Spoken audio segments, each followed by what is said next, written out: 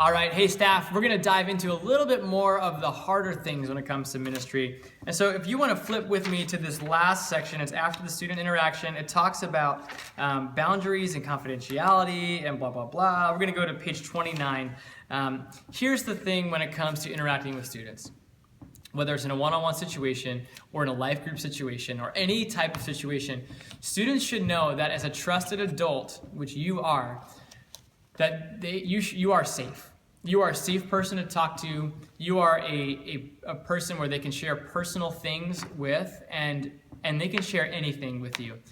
My hope is that you are so relationally connected with these students that they can share anything with you and they feel safe doing so. But here's the thing. A safe person does not necessarily mean a secret-keeping person. A personal conversation does not necessarily mean it's a private conversation. So, because sometimes things come up where you find out what's happening in a student's life and that student needs someone to talk to, but that student also needs some help beyond what you can give them. And so how can leaders create this safe environment, this personal environment where students can trust you and freely share with you, yet you as a leader, how do you do that? And then as a leader also be able to seek specialized help when it comes to life's more difficult issues? Well, that's where confidentiality boundaries kind of come into play. So we want students to trust, respect, and love you. We want you to trust, respect, and love students.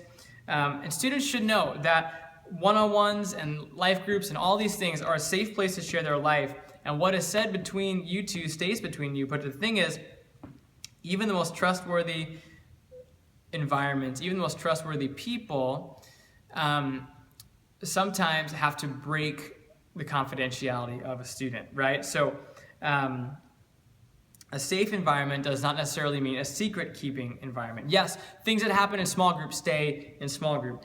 Things that they say to you stay between you and them. But sometimes things that are said require parent awareness, they require professional guidance, or they require a documented legal report. And students should know that though you're trustworthy, sometimes you'll have to tell another trusted adult about something they say to you.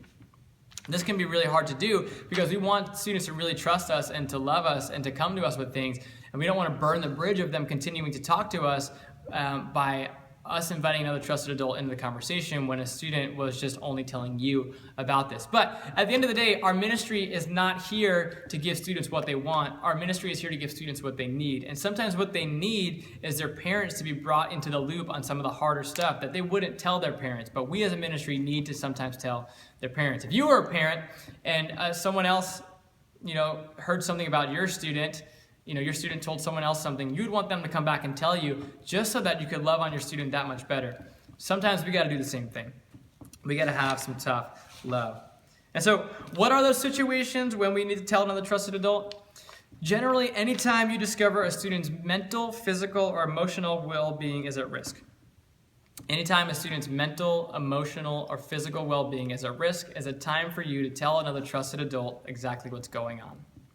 We'll talk more about this in the next section, but here's the deal. I know it can be really hard to love students well, and it can take so long to earn their trust and so long for them to open up to you, and then finally when they open up to you, they share something that talks about their endangerment of their mental, physical, or emotional well-being, and you're like, oh, they just opened up, and now I've got to tell another trusted adult, I've got to break confidentiality.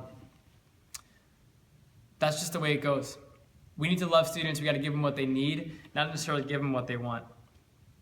If you need to report something, here's the thing. What you want to do as a student when you break confidentiality is, again, set the proper communication expectations up front. Just tell students, just because this is safe doesn't mean it's secret keeping, right? We're not going to, this life group isn't going to tell anyone else what happens in life group, but if something comes up and I got to tell another trusted adult because I'm not equipped to handle it, I'm going to need to do that.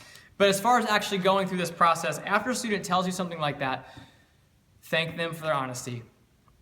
Thank them for their authenticity.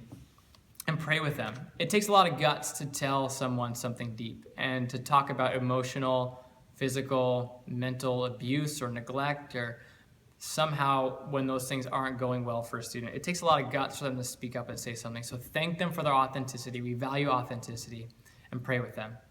Spend some time praying together, building that relationship. But then when you're done praying, let the student know, it's the bottom of page 30, let the student know that because you love them, and because few of us, and you and I included, are equipped to handle some of life's tougher stuff, you've got to tell another trusted adult. Like, who among us can really walk a student through the implications emotionally of sexual abuse, physical abuse, emotional neglect, an eating disorder, parents' divorce, all these things? Who among us can walk a student through that without the help of other people?